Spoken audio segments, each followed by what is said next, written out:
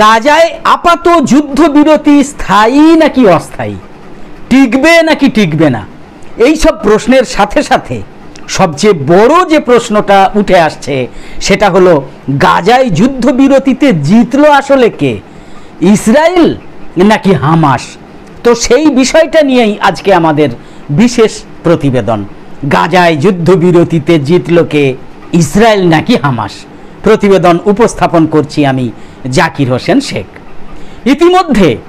ইতিমধ্যে সকলেই নিশ্চয়ই জেনেছেন যে মিশরের উপকূলীয় পর্যটন শহর শারম আল শেখে টানা 3 দিন ধরে আলোচনার পর গত বৃহস্পতিবার হামাস এবং ইসরায়েলের মধ্যে অস্ত্রবিরতি চুক্তি স্বাক্ষরের কথা ঘোষিত হয়েছে।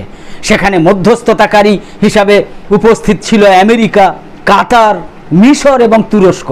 তার আগের দিন থেকেই অবশ্য যুদ্ধবিরতির রেশ ছড়িয়ে পড়েছিল ফিলিস্তিনি ভূখণ্ড সহ আরব বিশ্বে এবং বলা যায় সারা দুনিয়ায়। তো গত বুধবার মার্কিন প্রেসিডেন্ট ডোনাল্ড ট্রাম্প ঘোষণা করেছিলেন যে ইসরায়েল এবং হামাস যুদ্ধবিরতিতে সম্মত হয়েছে। তখন থেকে শুধু সময়ের অপেক্ষা ছিল কবে আনুষ্ঠানিকভাবে যুদ্ধবিরতি সম্পন্ন হচ্ছে। অবশেষে বহুল প্রতীক্ষিত এবং প্রত্যাশিত যুদ্ধবিরতিটা সম্পন্ন হয়েছে। এখন আলোচনা হতে পারে এই শান্তি চুক্তি বা অস্ত্রবিরতি চুক্তিতে কে জিতলো, কে জয়ী হলো, কে হারলো, কে পরাজিত হলো। আমরা অনেক লম্বা চওড়া আলোচনায় না গিয়ে সহজ দুটো মানদণ্ডে বিষয়টা বিশ্লেষণ করে দেখতে পারি। যেমন কোন পক্ষ উৎসব করছে, উল্লাস করছে। যে পক্ষ উৎসব করছে ধরে নেওয়া যেতেই পারে যে তারা খুশি এবং নিজেদের বিজয়ী মনে করছে। তো এই মানদণ্ডে দেখলে দেখা যাবে যে ফিলিস্তিনিরা উল্লাস করছে, ফিলিস্তিনিরা উৎসব করছে। গাজায় সাংবাদিকরা হেঁটে হেঁটে অন্ধকার রাতে হাতে মোবাইল ফোনের বাতি জ্বালিয়ে মানুষকে শান্তি চুক্তির সুসংবাদ দিচ্ছেন। যাদের কাছে ইন্টারনেট নেই তাদের কাছে যুদ্ধবিরতির খবর পৌঁছে দিচ্ছেন ওই সব সাংবাদিকরা মোবাইল ফোনের আলো জ্বেলে জ্বেলে। আল আকসা হাসপাতালের সামনে খান ইউনিসে ফিলিস্তিনিরা জড়ো হয়ে উৎসবে মেতেছেন, এই ছবি সারা বিশ্বে ছড়িয়ে পড়েছে। অপরদিকে ইসরায়েলিদের ভেতর নেমে এসেছে যেন কবরের নিস্তব্ধতা। জিম্মিদের আত্মীয় স্বজনরা নিজ স্বজনদের মুক্তির আশায় হয়তো খুশি, কিন্তু সেটা কি যুদ্ধ জয়ের খুশি বলা যায়? নিশ্চয়ই বলা যায় না। তবে যুদ্ধ জয়ের গল্প আওড়ে যাচ্ছেন কিন্তু একমাত্র বেঞ্জামিন নেতানিয়াহু। কিন্তু সেটা তার সেনাবাহিনী, তার মন্ত্রিসভার কেউই কিন্তু বিশ্বাস করছে না। সাধারণ ইসরায়েলিদের কথা নাই বা বললাম।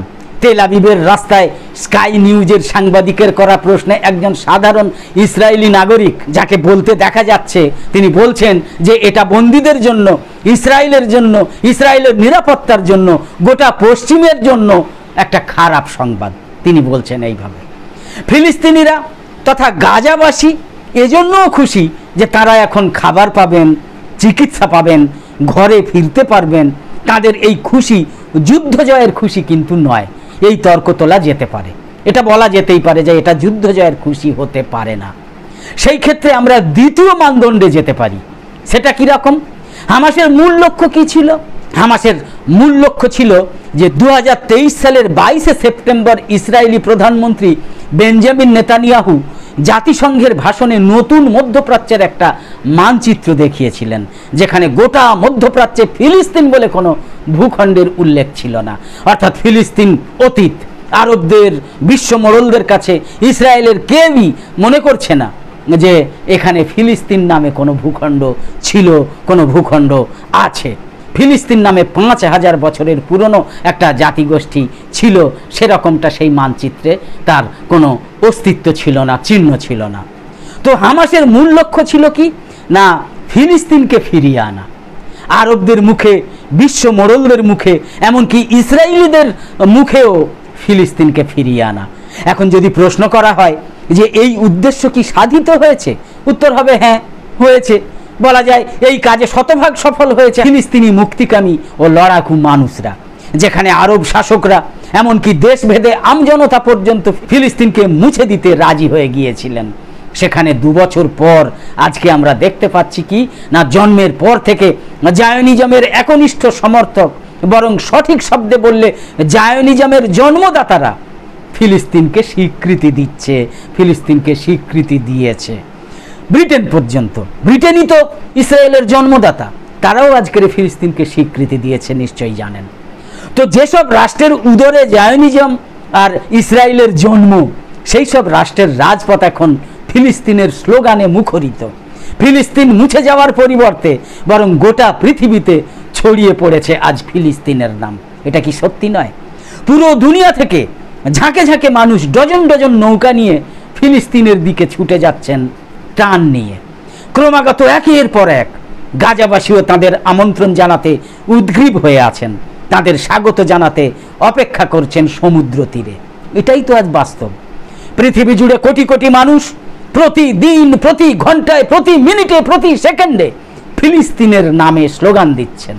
সারা পৃথিবীতে প্রতিধ্বনিত হচ্ছে, from the river to the sea Palestine will be free. প্রশ্ন তো তাহলে স্বাভাবিকভাবেই উঠবে যে ইসরায়েল কি ফিলিস্তিনকে মুছে দিতে পেরেছে? পারেনি। মুছে দিতে চেয়েছিল, হ্যাঁ চেয়েছিল, কিন্তু পারেনি। সারা দুনিয়ার শত কোটি মানুষ এখন ফিলিস্তিনকে এখন হৃদয়ে ধারণ করছে। ফিলিস্তিন ভূমধ্য সাগরের তীর থেকে ছড়িয়ে পড়েছে গোটা বিশ্বে। ফিলিস্তিন এখন আর মধ্যপ্রাচ্যে নয়, শত কোটি মানুষের হৃদয়ের মণিকোঠায় ফিলিস্তিন। 20 বছর ধরে অবরুদ্ধ, ক্ষুধার্ত, অস্ত্রহীন একটা ক্ষুদ্র গোষ্ঠী টানা 2 বছর ধরে ইসরায়েলের বিরুদ্ধে টিকে থাকতে পারে, এমনকি শেষ পর্যন্ত শান্তি চুক্তিতে বসতে বাধ্য করতে পারে 2023 সালের 6ই অক্টোবর। এটা অবিশ্বাস্য ঠেকে থাকতে পারে, কিন্তু আজকের পৃথিবীতে এটাই ধ্রুব সত্য, এটাই বাস্তব। অপরদিকে ইসরায়েল এবং জায়নিজমের অবস্থার দিকে তাকিয়ে দেখুন। ইহুদি রাষ্ট্রটা আজকে পুরো দুনিয়া থেকে যেন বিচ্ছিন্ন। একথা শুনে অনেকে অবাক হচ্ছেন তো, তাহলে কিছু নমুনা তুলে ধরতে হয়। গত 8ই জুলাই প্রকাশিত এক ভিডিওতে দেখা যাচ্ছে স্পেনের ভিগো শহরের মিমাসা রেস্টুরেন্টের মালিক একদল ইসরায়েলি পর্যটককে রেস্টুরেন্ট থেকে তাড়িয়ে দিচ্ছেন। প্রথমে তাদের তুর্কি ভেবেছিলেন ওই রেস্টুরেন্টের মালিক। যখনই তিনি জানতে পারেন যে তারা ইসরায়েলি, দুপুরের খাবার পরিবেশনের পরিবর্তে তাদের রেস্টুরেন্ট থেকে তাড়িয়ে দেন। অনুরূপ ঘটনা আজ ইতালি, থাইল্যান্ডের মতো দেশেও ঘটেছে। মাইক্রোসফটের মতো প্রতিষ্ঠান, যাদের প্রযুক্তিতে গাজায় গণহত্যা সম্ভব হয়েছে, তারাও আজকে ইসরায়েলি প্রতিরক্ষা বাহিনীর সঙ্গে কিছু কিছু চুক্তি বাতিল করতে বাধ্য হয়েছে। বিশ্বজুড়ে ইসরায়েলকে বয়কট করার শক্তিশালী আন্দোলন বয়কট, ডিভেস্টমেন্ট অ্যান্ড স্যাংশনস, তাদের তথ্য মতে ইসরায়েলি স্টার্টআপগুলোতে বিনিয়োগের পরিমাণ 90% কমে গিয়েছে। ফলে বলতেই হয় অর্থনৈতিক, রাজনৈতিক, সামরিক, সাংস্কৃতিক, কূটনৈতিক সব দিক থেকে ইসরায়েল বর্তমানে একটা বিচ্ছিন্ন রাষ্ট্রে পরিণত হয়েছে। এটাই বাস্তব। দ্বিতীয় লক্ষ্য ছিল কি না, তথাকথিত আব্রাহাম অ্যাকর্ড বন্ধ করা। সেটা কি বন্ধ হয়েছে? বলতে হয় হ্যাঁ হয়েছে। আরব আমিরাত, বাহরাইন, মরক্কোর পর 22শে সেপ্টেম্বরের ভাষণে নেতানিয়াহু খোদ সৌদি আরব আব্রাহাম অ্যাকর্ডে যোগ দেওয়ার সম্ভাবনার কথা বলেছিলেন।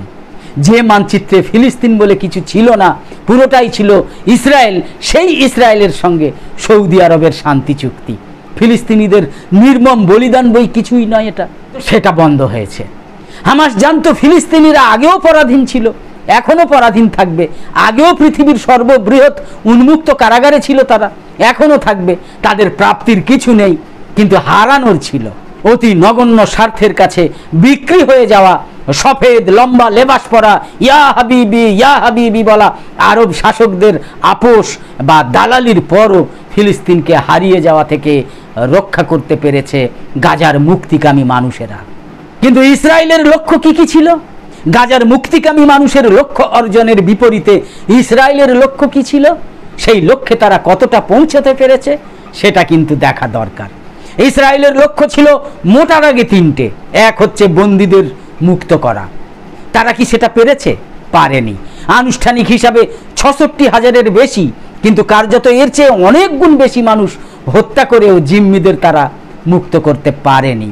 2 বছরের যুদ্ধের পর অবশেষে হামাসের সঙ্গে চুক্তির মাধ্যমেই বন্দীদের ঘরে ফিরিয়ে নিতে হচ্ছে ইসরায়েলকে। মাঝখানে আরেকটা যুদ্ধবিরতির মাধ্যমে কিছু জিম্মিকে তারা ফেরত পেয়েছিল, কিন্তু সেই চুক্তি ভঙ্গ করেছিল ইসরায়েলি। মোট কথা, গাজার মুক্তিকামী মানুষের সঙ্গে যুদ্ধবিরতি ছাড়া গণহত্যা চালিয়েও পৃথিবীর তথাকথিত প্রবল শক্তিধর ইসরায়েলি সেনাবাহিনী অপরাপর পরাশক্তিদের সর্বাত্মক সহায়তা নিয়েও বন্দীদের মুক্তি নিশ্চিত করতে পারেনি। 2 হচ্ছে কি, হামাসকে নির্মূল করা। বেঞ্জামিন নেতানিয়াহুর এটাই প্রধান উদ্দেশ্য ছিল, কিন্তু এটাও কি পেরেছে? পারেনি। বরং সব হিসাব বলছে যুদ্ধের প্রথম দিন হামাসের যে পরিমাণ সদস্য ছিল আজকের দিনে সেই পরিমাণই আছে। কিছু কিছু হিসাব বলছে সংখ্যাটা বরং আরও বেশিও হতে পারে। তবে হ্যাঁ, হামাসের ক্ষমতা আগের তুলনায় অনেক বেশি খর্ব হয়েছে। বিশেষ করে তাদের বড় বড় অনেক নেতাকেই তারা হারিয়েছে।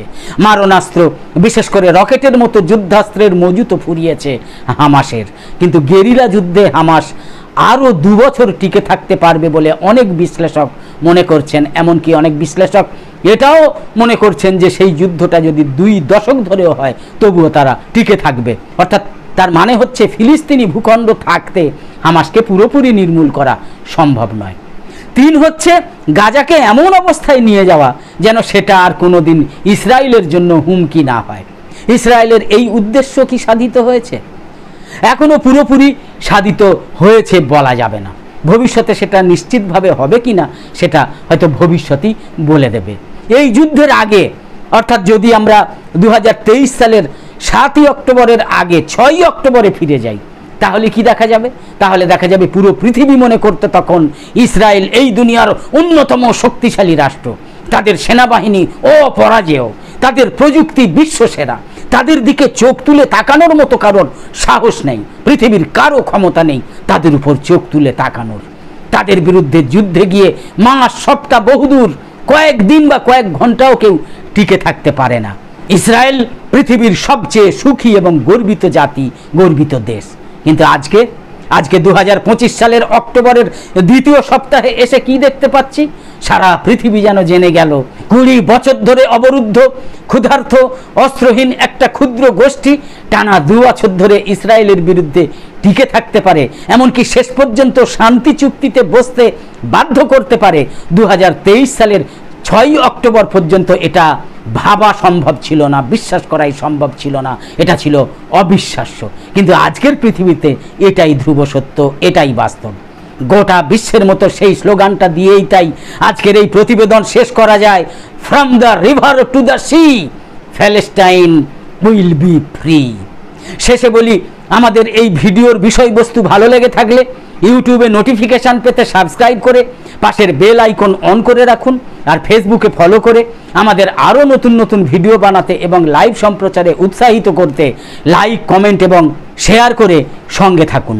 তো আপাতত শেষ করছি। কামনা করি সকলে সবসময় খুব ভালো এবং সুস্থ থাকুন, সাবধানে থাকুন। ধন্যবাদ।